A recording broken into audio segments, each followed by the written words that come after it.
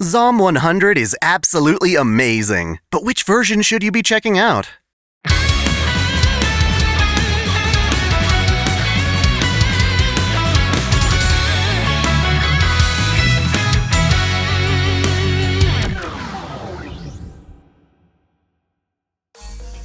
Welcome back to OtakuDaiKun, Dai here, and today I want to shine a spotlight on Zom 100, Bucket List of the Dead, my favorite anime of its season.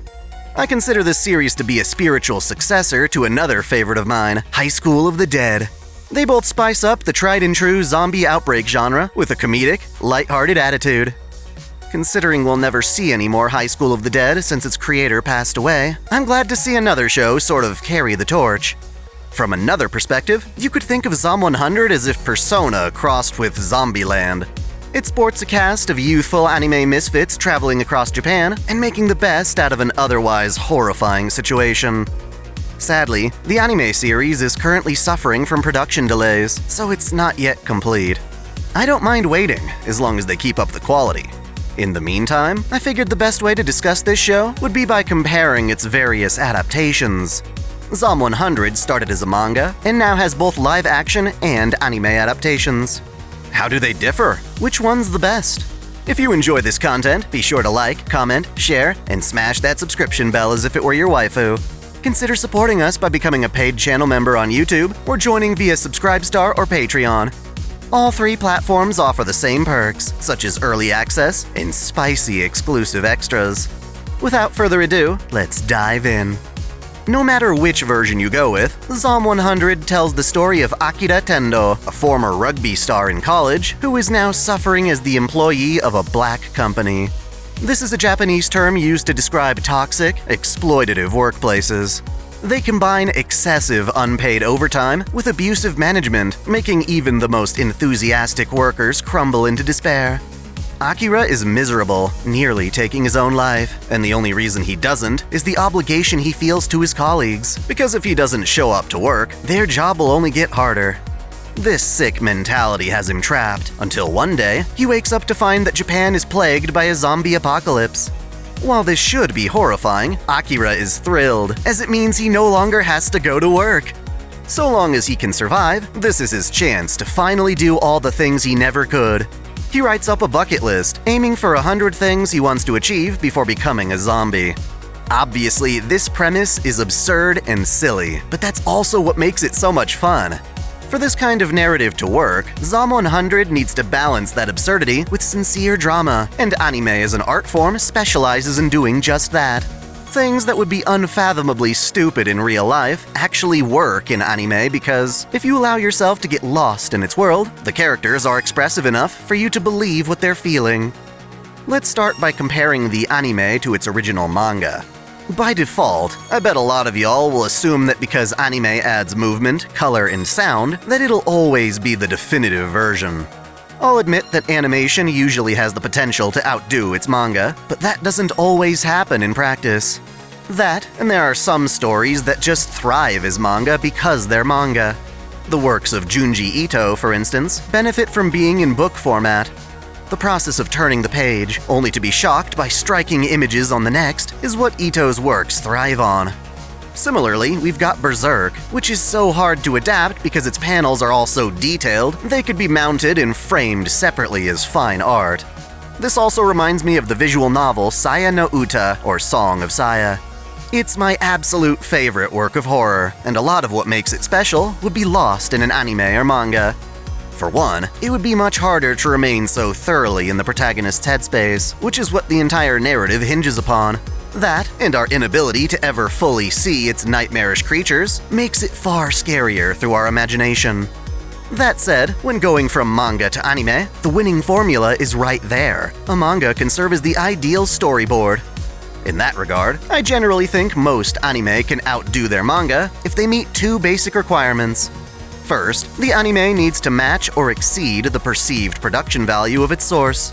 If your anime looks cheap or watered down when compared to its manga, you've failed. If you can't get the proper funding, don't even try. It's a tall order, but an essential one. The other requirement is to ensure that the manga's most significant and dramatic moments carry over into the anime. Fans of the manga should be able to go into the anime with excitement, ready to see their favorite panels come to life. A while back, I made a video comparing Goblin Slayer's anime to its manga. Sadly, the anime felt like a watered-down version with a more simplistic art style. Even though it pretty much followed the manga beat for beat, its visuals were far weaker, such that not even color, movement, or sound could save it.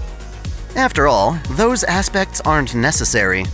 By being limited to black and white stills, manga artists are pushed to provide stunning visuals that load expression and detail into each and every panel.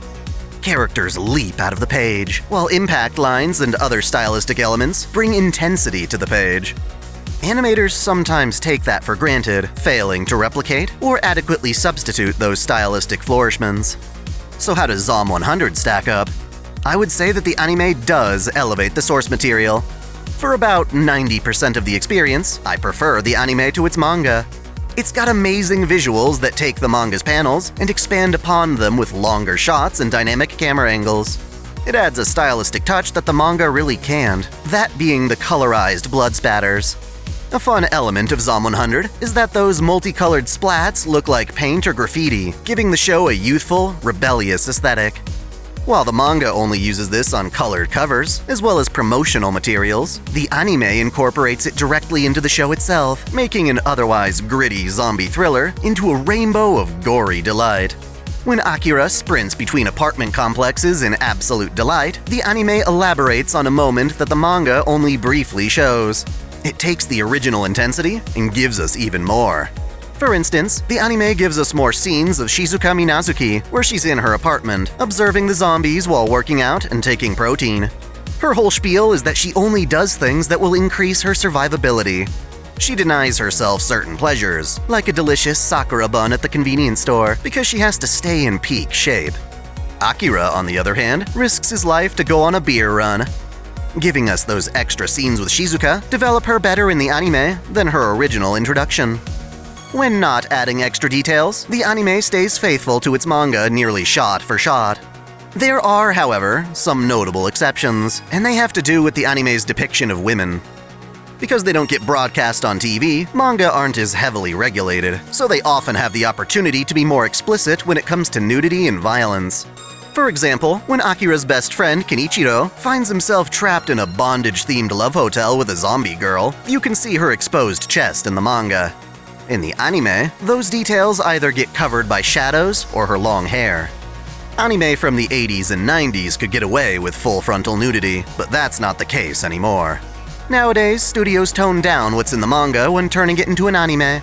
In Fate Zero, for instance, both the light novel and manga go into extreme detail about what Ryunosuke and Castor do to their captive children. It's extremely disturbing, and I don't think those details are essential to appreciating the overall plot. That said, I'm glad we still have the manga as an added source for those who do want to see the full, uncensored content. If you can stomach it with maturity, that stuff really does add to the story. While I did praise the added scenes with Shizuka before, I'm not completely satisfied with her anime depiction. Right from the get-go, the manga is quick to point out that Shizuka is a total bombshell.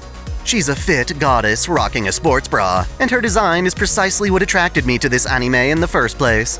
I'd argue that this panel is one of those major emotional moments that the anime should have tried to preserve. It's iconic enough that they're already making a figure of Shizuka in that same pose.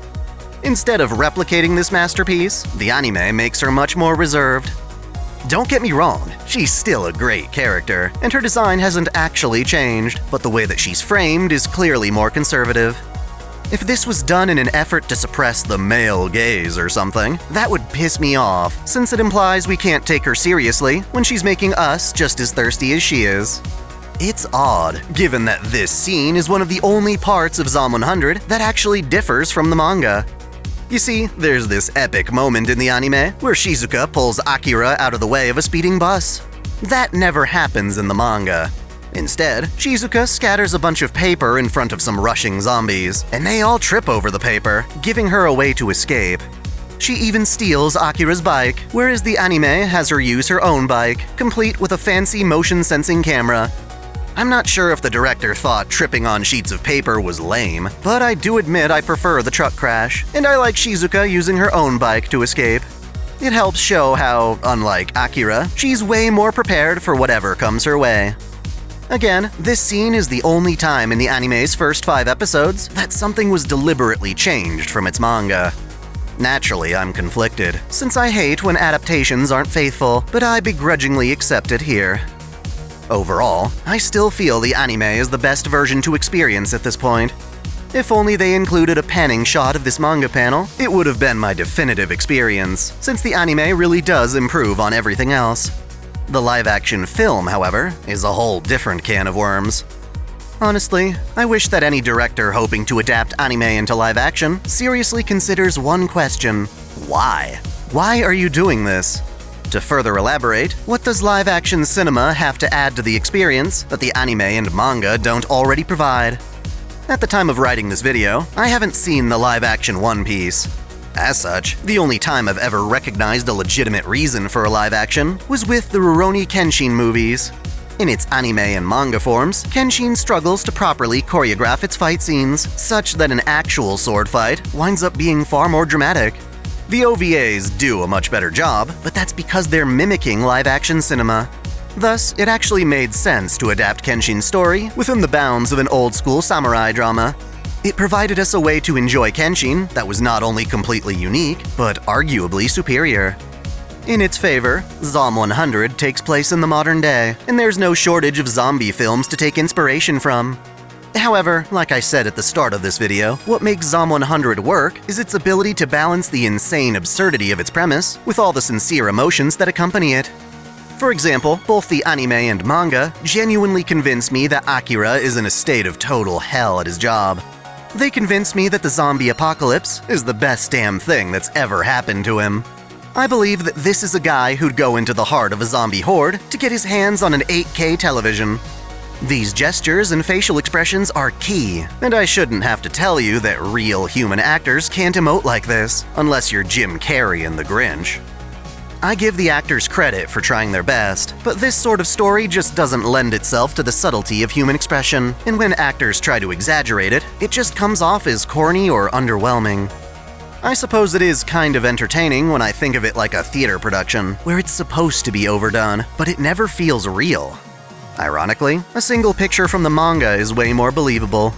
It's sad, too, since they tried really hard on the things they could control.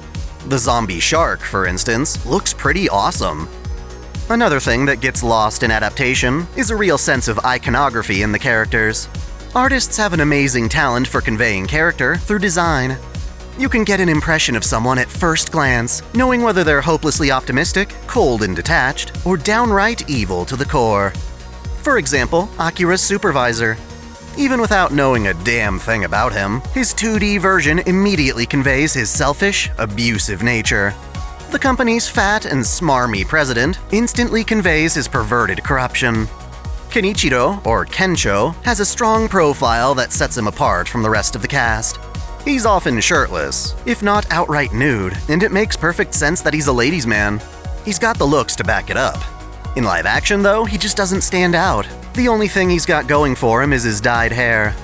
While it can be creative to subvert these assumptions, there's definitely merit to having iconography. In live action, all these characters are played by ordinary people, such that their distinct visual features are suppressed. To make this worse, they couldn't even get the costumes right, at least not for Shizuka. Without her iconic sports bra and shorts, without those vibrant colors, she looks like every other attractive Japanese actress. To me, this harkens back to Cowboy Bebop and their decision to tone down Faye's outfit. When you stop respecting those details, it's a red flag that lots of other critical elements will also be altered. Overall, the live action takes the thrill ride that is the manga and turns it into a melodramatic, corny imitation of what it's supposed to be. Compared to other live actions, I've definitely seen worse, but personally, I think this would have been much better as an original work, where it doesn't have to be limited by or compared to its source material. All of this is to say that if you can, definitely watch the anime. It's a mostly faithful adaptation, and its production values blow me away. I wish it the best of luck, as it's currently on track to being a legendary anime. The manga is a decent substitute, having the added benefit of more explicit visuals. I wouldn't dare say that the live action isn't worth watching. It does have some merits, but it should definitely be your last priority. Of course, that's just how I feel. I'm curious if you agree with me or not.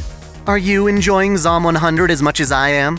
Be sure to let me know in the comments below. Thanks for watching. If you enjoy this channel, help us grow by liking, commenting, sharing the video, subscribing to OtakuDaiKun, and most of all, smashing that notification bell so you don't miss out on all our anime lore, discussions, and Let's Play content. You can support us directly through Patreon, Subscribestar, or a YouTube membership, all of which come with benefits like spicy exclusive vids and early access. As always, celebrate your fandom.